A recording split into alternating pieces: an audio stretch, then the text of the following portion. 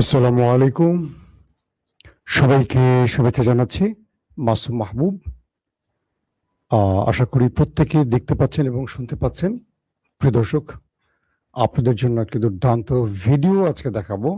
পাশাপাশি বেশ কিছু গুরুত্বপূর্ণ খবর আপনাদের দেবার চেষ্টা করব। ইরান হরমুজ প্রণালীতে একটার পর একটা সারপ্রাইজ দিচ্ছে। মার্কিন যুক্তরাষ্ট্র যখন ইরানের একটি জাহাজকে আটকে দিল কমান্ডো বাহিনী পাঠিয়ে গুলি করে, তখন ইরান চুপ থাকবে এটা হয় কি করে? ইরান কিন্তু মার্কিন যুক্তরাষ্ট্রকে সেই সময়টা তার প্রতিক্রিয়া দেখিয়েছিল ড্রোন অ্যাটাক চালিয়ে। এবার সেই ইরান কি করেছে জানেন? আমেরিকার সবচেয়ে বড় বন্ধু মধ্যপ্রাচ্যে ইসরায়েল, সে ইসরায়েল সংশ্লিষ্ট একটি জাহাজকে কমান্ডো স্টাইলে, ফিল্মি স্টাইলে আটক করলো। চলুন আমরা সেই ভিডিওটা আপনাদের এক নজর দেখাই। আমাদের লাইভে এখনো অনেকে সম্পৃক্ত হতে পারেননি, পরবর্তী আপনারা অনেকে দেখে নিতে পারবেন। আসেন আমি আপনাদেরকে একবার সেই ভিডিওটি দেখাই, তাহলে বুঝতে পারবেন যে ইরান কি খেলা দেখিয়েছে।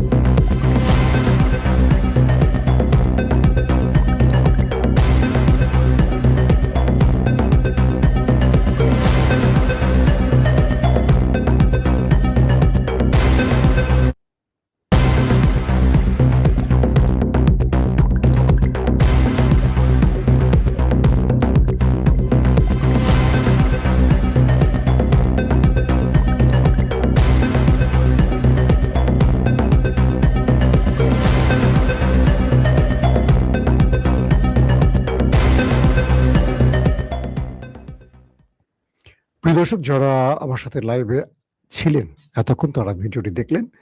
আমি এই ভিডিওটি নিয়ে একটু বিশ্লেষণ করব আপনাদের জন্য। প্রথমে খেয়াল করেন, সাগর থেকে একটি ছোট স্পিড বোট টাইপের কিছু এগিয়ে আসে।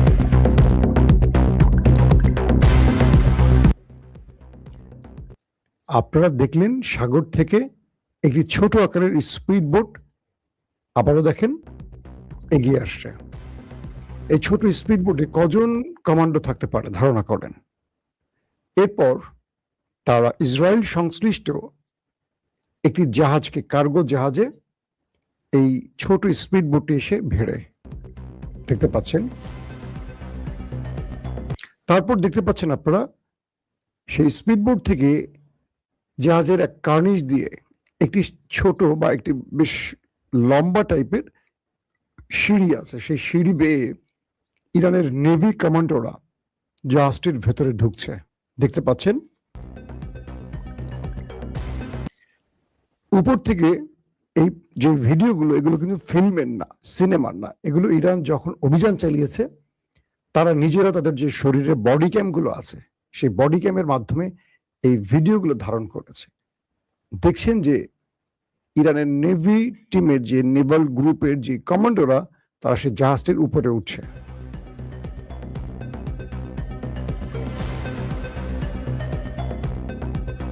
সিনেমায় কি এরকম দৃশ্য দেখেছেন বাস্তবে কখনো? একে একে মুখোশ পরা ইরানের কমান্ডোরা এমএসসি সেই জাহাজের ভেতরে উঠে গেল, কার্গোতে উঠে গেল। আপনারা লং বা মাস্টার শটে দেখতে পাচ্ছেন পুরো জাহাজটি সাগরে। এরপর ইরানের কমান্ডোরা সেই জাহাজের কক্ষে প্রবেশ করছেন সশস্ত্র অবস্থায়। দেখেন, বাপরে বাপ, কি টাইপের বন্দুক! দুই একটা আমার দেয়া দরকার।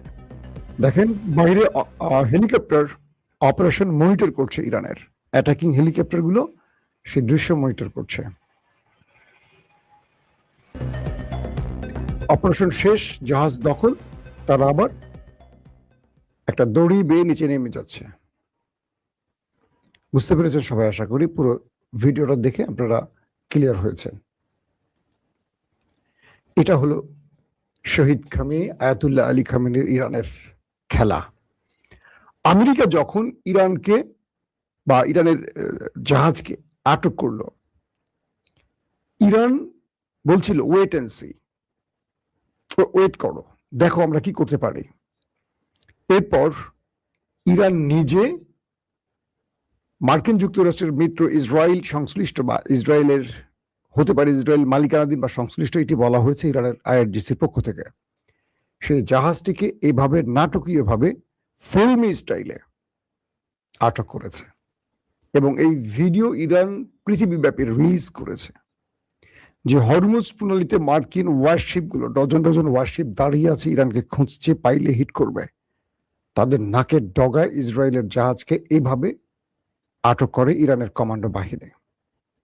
এরকম দৃশ্য সচরাচর আমরা মুভিতেও দেখার সাহস করি না, যদিও মুভি মেক করা হয়, কিন্তু ইরান আমাদের কি বড় সারপ্রাইজ দিল একবার চিন্তা করেন। ইরান বলছে হরমুজ প্রণালীতে মার্কিন যুক্তরাষ্ট্রকে যেতে হবে, হরমুজ থেকে যেতে হবে, এবং যতক্ষণ তারা এই অঞ্চল থেকে না যাবে ইরান হরমুজ ক্লোজ করে রাখবে। এখন পর্যন্ত হরমুজ প্রণালী দিয়ে কোনো জাহাজ ঢুকতে এবং বেরোতে পারছে না ইরানের অনুমতি ছাড়া। যে জাহাজটি ইরানের অনুমতি ছাড়া প্রবেশ বা বেরোবার চেষ্টা করছে, সেই জাহাজটিকে ইরান আটক করছে অথবা গুলি করে আটকে দিচ্ছে। গতকালকে আমেরিকার নাকের ডগার সামনে দিয়ে আমি গতকালকে আপনাদের যতগুলো ভিডিও দিয়েছি, প্রতিটা ভিডিওতে আমি আপডেট দেবার চেষ্টা করেছি, কারণ ইরানের জাহাজকে আটকে দেবার জন্য হরমুজ প্রণালীতে ডোনাল্ড ট্রাম্পের নেভি বা তার বাহিনী যে নৌ অবরোধ তৈরি করেছে, সেই নৌ অবরোধের সামনে দিয়ে, নাকের ডগার সামনে দিয়ে, চোখের সামনে দিয়ে ইরানের 50টি কার্গো জাহাজ বেরিয়ে গেছে। 50টি। আমেরিকা শুধু চেয়ে চেয়ে দেখেছে, ইরানকে আক্রমণের সাহস করেনি। আর সবকিছু মিলে মার্কিন প্রেসিডেন্ট ডোনাল্ড ট্রাম্প তার নৌবাহিনীর চিফকে তার চেয়ার থেকে সরিয়ে দিয়েছেন। অর্থাৎ আমেরিকা তার এই পরাজয় লজ্জিত হয়েছে না, ট্রাম্প নিজেকে পরাজিত ভেবেছে, তার পরিষ্কার দৃশ্যায়ন বা পরিষ্কার এক বাক্যে যদি বলি যে তার পরাজয় মেনে নেয়ার যে লক্ষণ, সেটি হলো তার নেভি প্রধানকে তার চেয়ার থেকে সরিয়ে দেয়া হয়েছে। আপনারা জানেন যে এর আগে আমেরিকা ইরানের লড়াইয়ের মাঝখানে 40 দিনের যে লড়াইটা হয়েছিল যুদ্ধবিরতির আগে, আমেরিকা তার সেনা প্রধানকেও সরিয়ে দিয়েছে এবং টপ বেশ গুরুত্বপূর্ণ সিনিয়র কয়েক ডজন জেনারেলকে সরিয়ে দিয়েছে। এই ঘটনাগুলো প্রমাণ করে যে আমেরিকা ইরানের কাছে হেরে যাচ্ছে। এখন পর্যন্ত ইরান তার একজনও সেনা সদস্য বা যুদ্ধকালীন সময় আইআরজিসি বা নেভি বা এয়ারফোর্স বা সেনাবাহিনীর কাউকে সরায়নি। প্রত্যেকে তার দায়িত্ব পালন করছেন, আর অনেকেই দায়িত্ব পালনরত অবস্থায় শাহাদাত বরণ করেছেন, কিন্তু তার রাষ্ট্রের জন্য, দেশের জন্য সর্বোচ্চ লড়াই করছেন, ইমানদারিত্বের পরিচয় দিচ্ছেন। কিন্তু ডোনাল্ড ট্রাম্প পুরো মার্কিন যুক্তরাষ্ট্রের মধ্যে পুরো এস্টাবলিশমেন্ট বা পুরো সেনা বাহিনীর মধ্যে এক ভয়ঙ্কর অস্থিরতা তৈরি করে ফেলেছেন। একদিকে নেভি প্রধান আউট হয়ে গেল, কদিন আগে সেনা প্রধান আউট, টপ জেনারেলরা আউট, ইস্পাহানে অভিযানের নামে একটা বিশাল কমান্ডো গ্রুপকে ইরানের হাতে মারা পড়ে গেছে। সবকিছু মিলে ডোনাল্ড ট্রাম্প এখন ইরানের কাছে আত্মসমর্পণ ছাড়ার কোনো পথ খুঁজে পাচ্ছেন না, আমার কাছে এটা মনে হয়। কারণ চীন, রাশিয়া ইরানকে এতটুকু বলে দিয়েছে যে তুমি তোমার শেষ সাহসটুকু দেখাও, বাকিটুকু আমরা আছি। আমেরিকা বারবারই বলছে ইরানকে মানচিত্র থেকে মুছে দিবে, পাথরের যুগে পাঠাবে, একটা পুরো ইরানি সভ্যতাকে ধ্বংস করবে, এবং সেই অনুপাতে আমেরিকা চেষ্টাও করেছিল নিউক্লিয়ার অ্যাটাকে। আপনারা জানেন যে সিচুয়েশন রুমে মার্কিন প্রেসিডেন্ট ডোনাল্ড ট্রাম্প চিৎকার চেঁচামেচি করে তার চিফ অফ স্টাফ চেয়ারম্যান ডেইন কেনের কাছ থেকে নিউক্লিয়ার কোড চেয়েছিল, তাকে দেয়া হয়নি।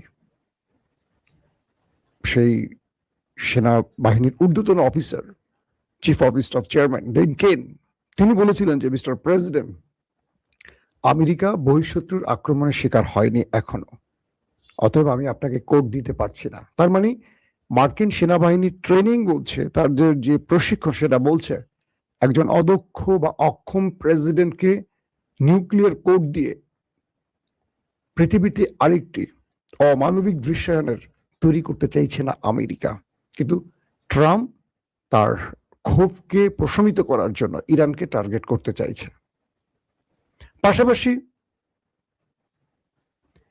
ইসরায়েল নামক যে দেশটি আছে তারা আমেরিকার এই পরাজয়গুলোকে দেখছেন, অন্যদিকে তারা তাদের প্রতিশোধ মেটাবার জন্য লেবাননকে টার্গেট করছেন।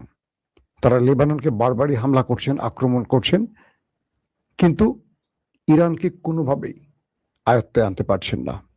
মার্কিন প্রেসিডেন্ট ডোনাল্ড ট্রাম্প তার দুটো কার্ড খেলেছেন। এক, হরমুজ প্রণালীতে নৌ অবরোধ করে ইরানকে আটকে দেবার সিদ্ধান্ত নিয়েছেন, যাতে করে ইরান তার সাথে ডিল করতে বাধ্য হয়। দ্বিতীয় যে বিষয়টি ছিল, যদি এতেও ইরান রাজি না হয়, ইরানে বোমা মেরে পুরো ইরানকে ধ্বংস করার হুমকি দিয়েছেন। ইরান ডোনাল্ড ট্রাম্পের এই বক্তব্যের পরিপ্রেক্ষিতে বলেছে, তোমার যা খুশি করো, তোমার যা খুশি করতে পারো, কিন্তু ইরান যেটা করবে সেটার জন্য প্রস্তুত থেকো। ইরান বলছে, আমার হাতে অসম্ভব কিছু সারপ্রাইজিং কার্ড রয়েছে, যে কার্ডগুলো তুমি কল্পনাও করতে পারবে না। আমি গতকালকে লাইভে আপনাদের একটি কার্ডের ঘোষণা দিয়েছি, তার নাম সাবমেরিন ক্যাবল, অর্থাৎ ইউরোপ, এশিয়া এবং মধ্যপ্রাচ্য, মিডল ইস্ট, এই বিশাল অঞ্চলের ইন্টারনেট কেবলটি গেছে পার্সিয়ান গালফ অর্থাৎ হরমুজ প্রণালীর নিচ দিয়ে। এটা ইরানের অঞ্চলের ভেতরে পড়ে।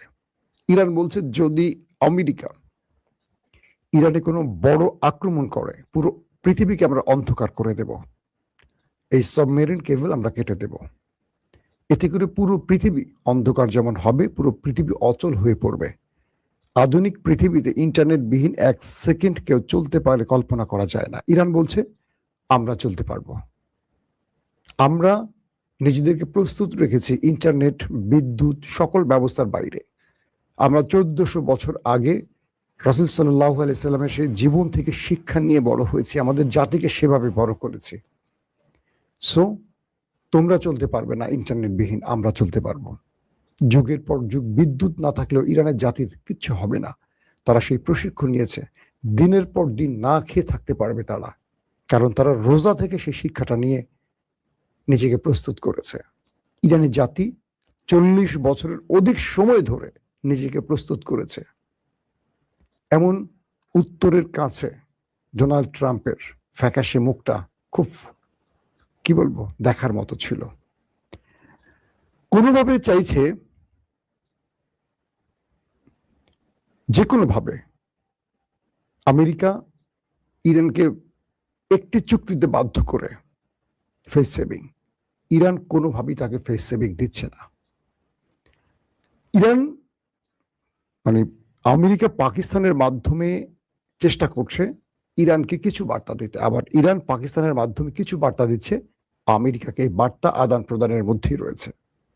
তারপরও আমরা চূড়ান্ত ফয়সালা এখন খুঁজে পাচ্ছি না। সবচেয়ে ইন্টারেস্টিং একটি ব্যাপার আমি খেয়াল করলাম, ভারতের গণমাধ্যমগুলো। ভারত সাম্প্রতিক সময়, ভারতের সাথে নরেন্দ্র মোদীর ভারতের সঙ্গে ডোনাল্ড ট্রাম্পের যে রিলেশন, সেটা আমাদের কিছুটা চোখে পড়েছে। তো ভারত ইরানের এই আক্রমণগুলোকে ফিল্মি স্টাইলে প্রচার করছে। ভারতের জনগণ কিছুটা মনে হয় ইরানের পক্ষে দাঁড়িয়েছে। তারা আমেরিকার পতনটা দেখতে চায় ইরানের হাতে। তারা ইসরায়েলের পক্ষে, ভারতের জনগণ ইসরায়েলের পক্ষে, কিন্তু তারা এই মুহূর্তে ডোনাল্ড ট্রাম্পের বিপক্ষে দাঁড়িয়ে গেছে।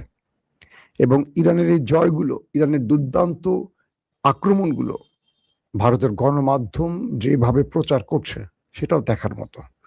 সত্য মিথ্যা মিশিয়ে করছে কিনা জানি না, কিন্তু তারা খুব ফিল্মি ঢঙে সেই সংবাদগুলো প্রচার করছে। দর্শক, আরো অনেকগুলো খবর ছিল, এই খবরটি দিতে গিয়ে আমি চাচ্ছি বাকি সংবাদগুলো আজকের মতো স্কিপ করি, কারণ রাতে আপনাদেরকে আরো অনেকগুলো গুরুত্বপূর্ণ খবর দেবার জন্য আমি প্রস্তুত করছি। আরো অনেকগুলো তথ্য আমার হাতে রয়েছে। সো আজকের মতো বিদায় নিতে চাই। প্রত্যেকে ভালো থাকবেন।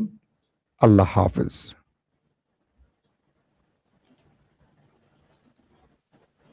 ওপেন দাইস মানে সত্যকে সত্য বলা, মিথ্যেকে মিথ্যে বলা। আমরা শোনা কথা নয়, চোখে যা দেখি তাই বলি।